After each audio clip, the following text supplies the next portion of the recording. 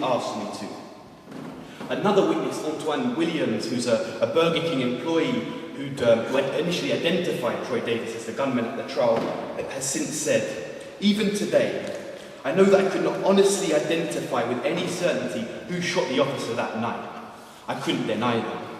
And something that's really played with my mind and made me think, and it doesn't seem to have been covered very much in some of the coverage, is to think that to be in custody for nearly 20 years, several times being told you are going to die, then being told that your death is being suspended, is tantamount to a form of torture.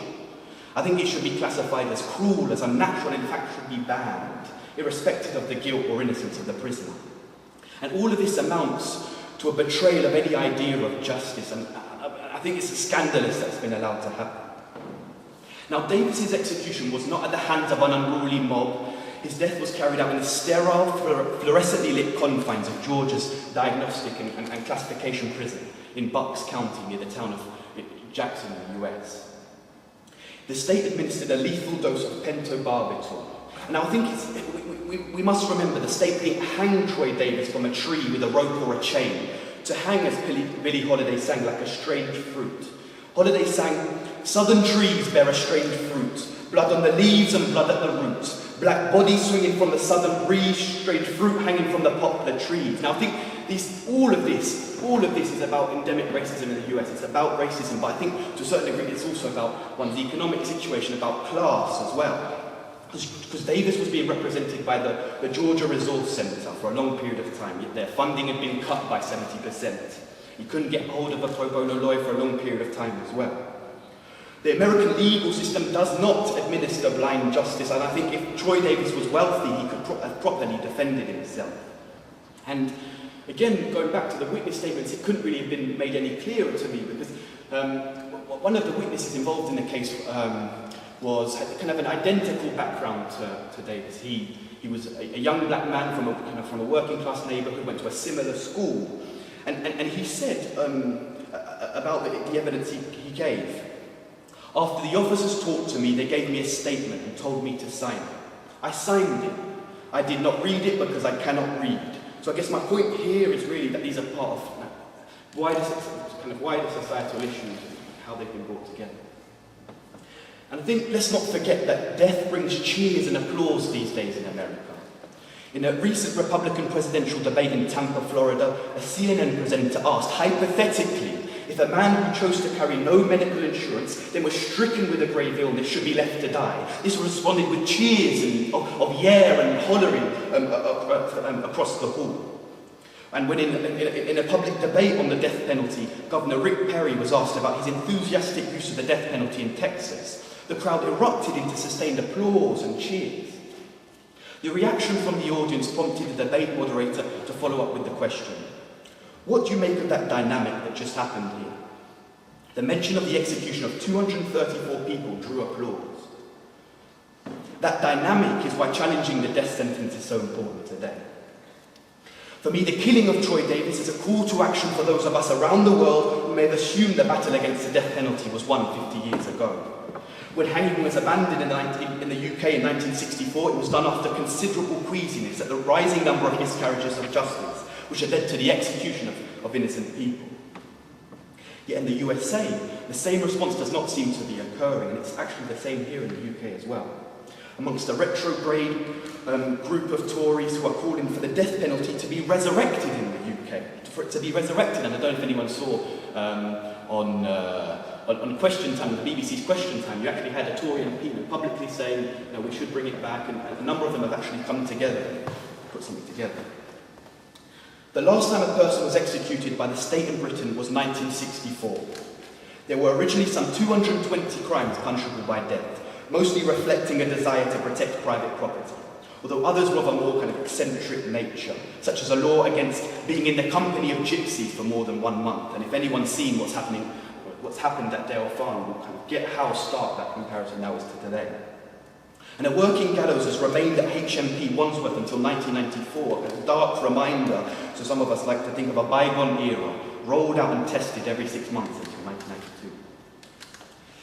A notorious case in this mould was that of Derek Bentley, Derek Bentley was a British teenager who had what today would be termed severe learning difficulties. Bentley was executed on the 28th of January 1953. During a botched robbery, Police Constable Sidney Miles was killed by Bentley's friend, Christopher Craig. Due to the fact that Craig was only 16 at the time, he was detained at Her Majesty's pleasure until about 1963, in which he was released. Bentley, however, was convicted and sentenced to death, not for shooting dead a policeman, but for being party to murder under the English law principle of joint enterprise. Now, a psychiatrist at Bentley's trial stated that Bentley was, one, illiterate, that Bentley was of low intelligence, and termed Bentley retarded as well, so had severe learning difficulties. Now, whether penal policy is best served by emotion or cold, hard logic is another matter entirely, of course, and a debate which probably wouldn't sell nearly as much copy as the shrill demand to get tough. Now, I think it's one thing to contemptuously dismiss public opinion, that's one thing, to contemptuously dismiss it, but automatically conferring moral status on something for no other reason other than popularity is quite another. And I don't think it's just frivolous, I think it's demagogic, and I think it's dangerous. And of course, those in the UK who seriously call for such a punishment, for the death penalty to be restored, are unlikely to get away with the same kind of circular arguments that some in the US have been using, where the fact that someone was executed means they were guilty. If you were executed, you were guilty. And that therefore no innocent person has ever been murdered by the state. Instead, those who actually have attempted to reason out their proposal have tended to claim that their system would only rely on DNA evidence, or some other kind of, what they term, an unshakable scientific proof that a person was a murderer. That's what they use.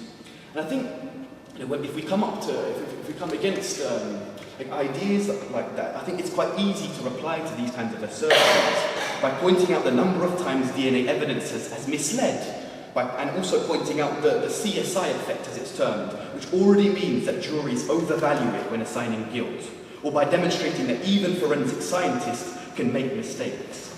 But to take the easy out would be wrong. So in my opinion, to argue against the death penalty only by arguing that innocence will be caught up in it would be wrong.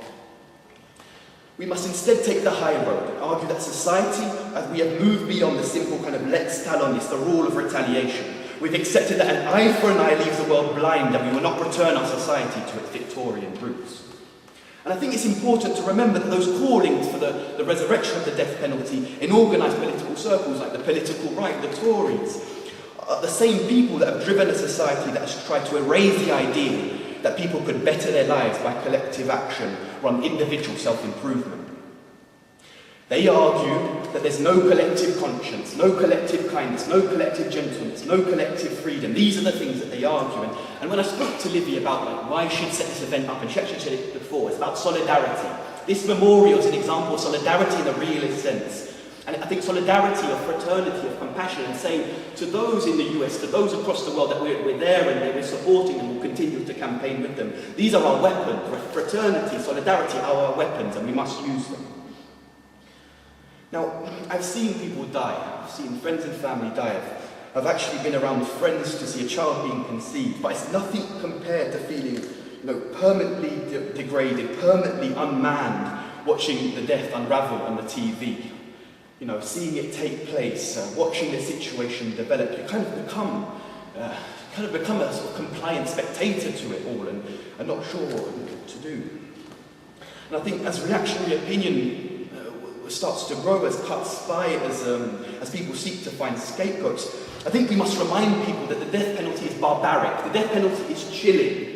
We should not let people in any way begin to resurrect these ideas and remind them of what kind of dinosaur ideas they have and to shame them out of politics. Thank you very much.